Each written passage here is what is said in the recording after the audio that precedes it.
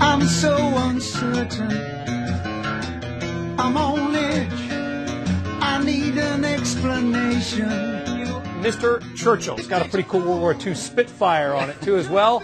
We're happy to be joined by Peter Frampton on the company.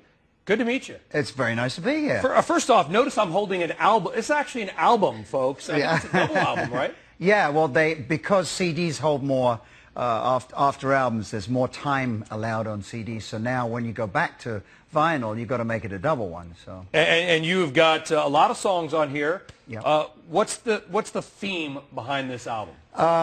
Basically, I woke up one morning and started to think, I've lost both my parents now. We all get to that point, unfortunately. I was born, I had great parents, but there's that one day when you realize that you're an orphan now, and it's a different way of looking at your life from now on. So I suddenly realized, I wonder what would have happened if Dad had not come back from the Second World War and the Allies had not, won. And that's what sort of started me just with that thought, thinking about, looking back at why did I start playing guitar? How did it all happen? And that's what the album's all about, basically, is just from them. You're giving some props, I think, to Mr. Winston Churchill. Well, definitely. Bringing your dad home safely? Absolutely. It starts off, obviously thanking him, meaning the Allies, but then it sort of gets into pacifism as well because of where we're at right now as well. So.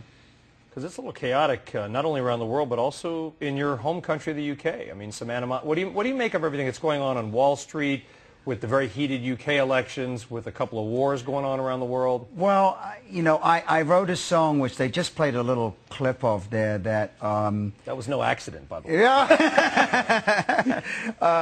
Yeah. It just... when the financial meltdown happened, for me, it was just quite amazing that we ended up with all these people having to walk away from their houses, and then there's a lot of people still taking these huge bonuses, and there's so much more. I mean, you guys are dealing with it right now, again, so or more of it. So it's just very frustrating for me. I'm not in the financial know like you guys are, but I do know how I see how it affects everybody, everyday people, And so I had this little ominous riff, and all of a sudden I thought, the words greedy pig came to mind. So I've never got greedy and pig in a song before, so I thought I'd go with it. What rhymes with greedy pig? It's not pigs on the wing. It's not a Floyd takeoff, right? Flip your wig. I don't know.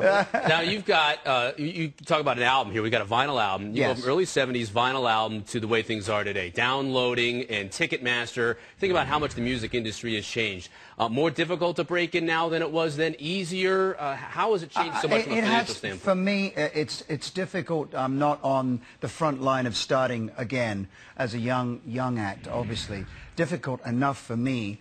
Let alone starting something new. It's unfortunately we got to the point now where the #1 record of last week did not sell, I don't think, 90,000 copies. Wow. We're talking about in the 70s, 80s, and 90s. You're talking about an average of 500,000 copies a week. So the bottom line now is you have to be great. You have to give great shows. I mean, it's all about concerts, really, isn't it? I think it's the time of the musician. We are more in control now than we've ever been, because you have to forget about. Don't worry about whether you're going to sell records. For me, I'm lucky. I like to go out and play live, so that's where I go out. Social. And that's where the money is to be made. I mean, if you're a musician now, that's really the only place you can make real.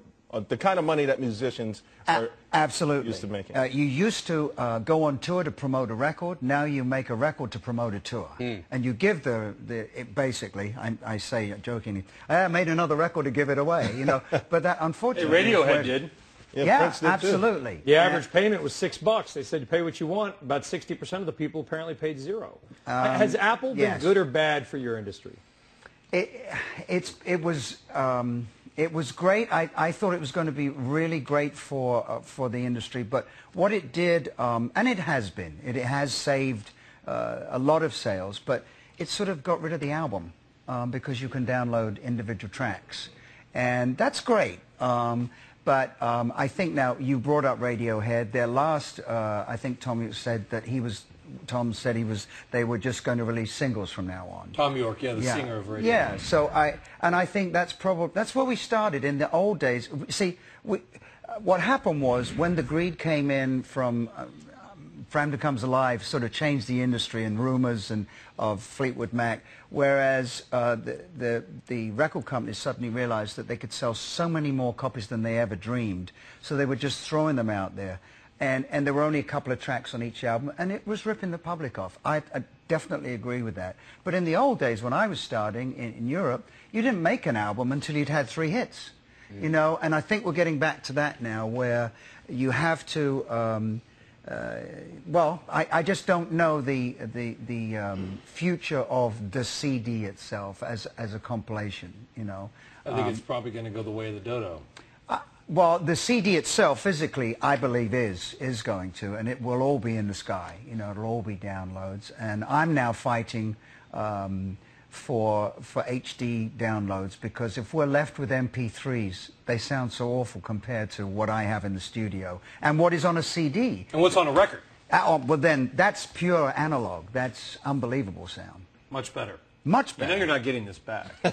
Well, I got that feeling. No. I'd love you to have it. Well, thank you. And you said you are a record player. We do. I do play records at home, believe it or not. Well, yeah. wonderful. I mean, you're right. The sound quality is fantastic. Records are actually made. I know, Chris, you're staring at me like I'm nuts, but records are making a comeback. And there is a way you can convert it through a USB cable, yes, so you can get this as an album and actually then convert it. Still have it on your iPod. Still have it on your iPod or one of the other devices that apparently exist. And it's the vinyl quality that we wanted back then that the record companies wouldn't give us. So it's really better quality. And you know what the cool thing is too? Just the album cover. Yeah, exactly. It's love album art covers. That's being lost man. too. Yeah. It's a piece of art, you know. I mean, how many people have framed the albums and made that artwork? And the best albums are better than the sum of the parts. I mean, the best albums, it's an album from start to finish. It isn't, this is a great song, this is a great song, this is a great song, right, and we're going to lose all that. Yeah, unfortunately, yeah.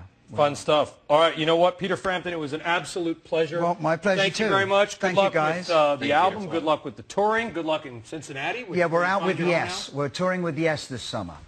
It's going to be a fragile tour, isn't it?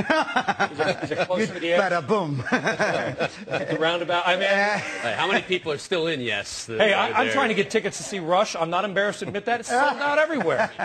Yeah, we're doing well, too. So it's a good package. Is John Anderson going to be with that tour? Unfortunately, he's not well. So we're going to have another singer. Okay. Good luck on that. Well, thank you very much.